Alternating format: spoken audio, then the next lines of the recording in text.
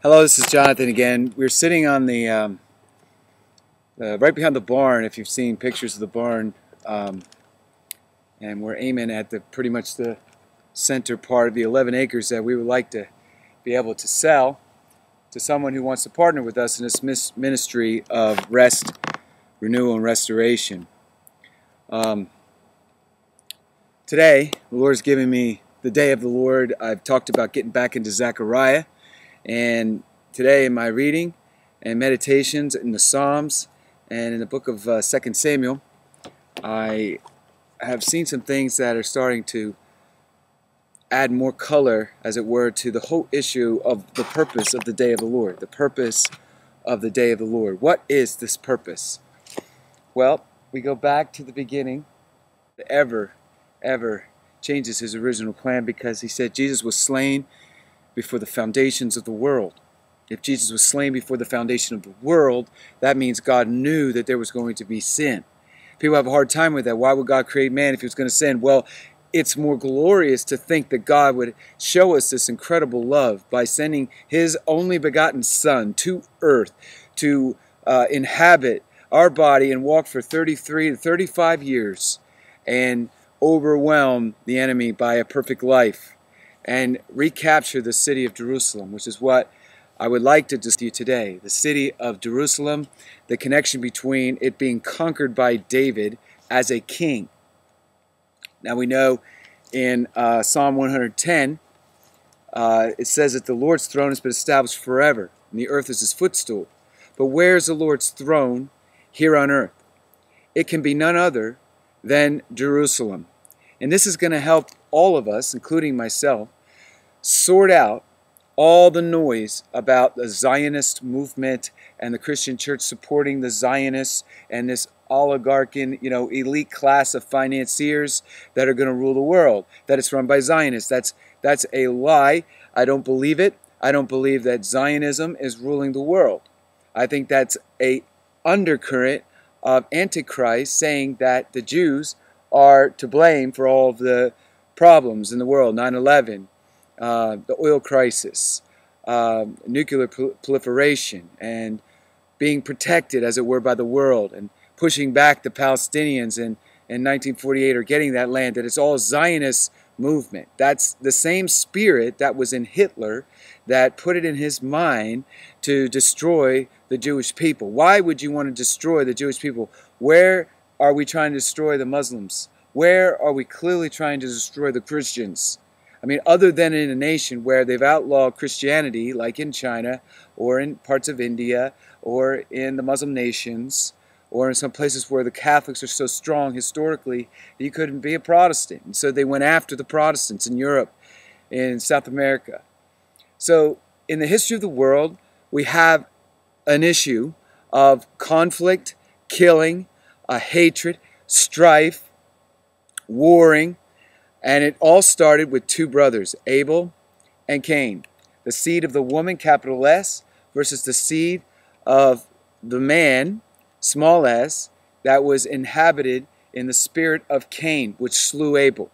And all of that activity in Cain slaying Abel, we see the beginning, the middle, the end of all that is going to occur, other than Cain being destroyed by Abel's seed. We have two brothers conflicting over worship. Who you should worship, how you should worship. Now you would think Abel and Cain have an agreement on one thing. Adam and Eve were created by God. There was no doubt in their mind that God was their creator. There was no question that there was a creator and that he was Jehovah God, and that he was what we would call Adonai. There was no question. And of course, if your immediate children know that you were created from the dust and the breath of God was breathed into you, there's no doubt that there's one God in your heart.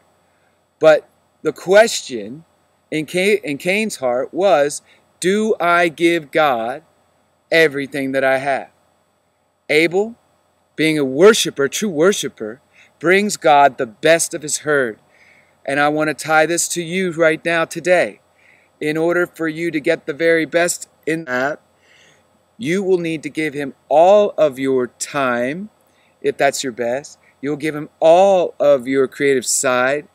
You'll give him all of your money and your children and even your spouse. You'll give it all to God. That's what Abel did by giving of the first of the herd, the firstborn, the one that was most perfect. All that's what God was worthy of, because he had made him. He had no conflict with God. He had no problem with worship. He had no problem with giving God his best. But Cain, he brought of the produce of the dust. He brought of that which is had no blood. It didn't really cost that much to give your best potato or to give your best strawberry, because there was tons of other strawberries. But to give of the best of your herd meant that the offspring of that particular lamb, the very best, would be cut off. That lamb would have no offspring. That lamb would be, his life would be ended. Now spiritually we know that Christ, as the Lamb of God, who takes away the sins of the world, has a spiritual offspring. And we are that spiritual offspring, those who cling to him and trust exclusively in him for salvation. Now, when it comes to this world and the cities that are in this world, the number one city that God has taken special time with is the city of Jerusalem. One cannot doubt this. The other city that Satan has chosen is Babylon. So you have the city of Babylon, which is in the plain of Shinar, and you have the city of Jerusalem, which is Moriah, where Abraham offered up Isaac. And this is the place that God has chosen. He has chosen Zion. He has chosen the three mountains or the hills that make up Jerusalem. If you were a Jew and you were going to worship in Jerusalem to bring your sacrifice, to bring your Passover lamb, you would ascend to the hill of Jerusalem. You could see it from a distance, and you could see the glory of God, and you can't wait. And it's a walk. It's not a quick, rush. It's not anything you're going to do in haste. It's something you're going to do deliberately. You're going to plan for the trip.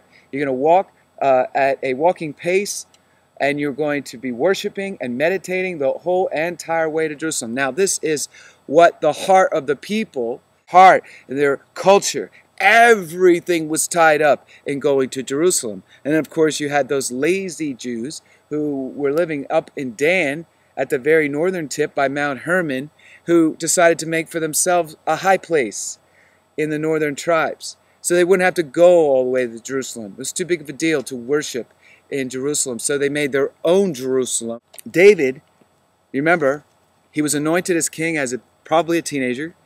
He was anointed in front of his brothers, 7 other brothers. He was the youngest of 8, son of Jesse. And for several years, he ran from his king, King Saul, which was man's choice. He was a head taller than all the other Israelites. He was of the smallest tribe, Benjamin. And there was a lot of strategy in the Jews or the Israelites picking a leader from the smallest tribe, because they couldn't insurrect or over authority, because they had their king in office. They could not outnumber the people and take away all rights of the other 11 tribes. But anyway, God allowed them to choose their own king. His name was Saul, the very first king. Samuel anointed him. That they wanted a king, that Israel wanted a king. But he allowed it because he had a plan. Again, just like he allowed Cain to slay Abel. Just like he allowed Adam and Eve to sin in the garden. And just like he allowed the violence to rise up to the height of heaven and for him to send a flood. All of it is layer upon layer, a widening scope of revelation of the heart of God. But today, I want to talk about why the day of the Lord must be anticipated, must be looked forward to, and what will occur at the time of the day of the Lord. Just a little history. I'm going to read for you in 2 Samuel chapter. The conquest of Jerusalem, actually 2 Samuel chapter 5. And the king and his men went to Jerusalem against the Jebusites. They were the toughest of the Canaanites. Jebusites were stubborn people. They were very determined to hold ground. But they lived in Jerusalem, and David had to unseat the Jebusites to get the city of Jerusalem. This was a big deal. And the inhabitants of the land who spoke to David, saying, "You shall not come in here. But the blind and the lame will repel you," thinking David cannot come in here. Nevertheless,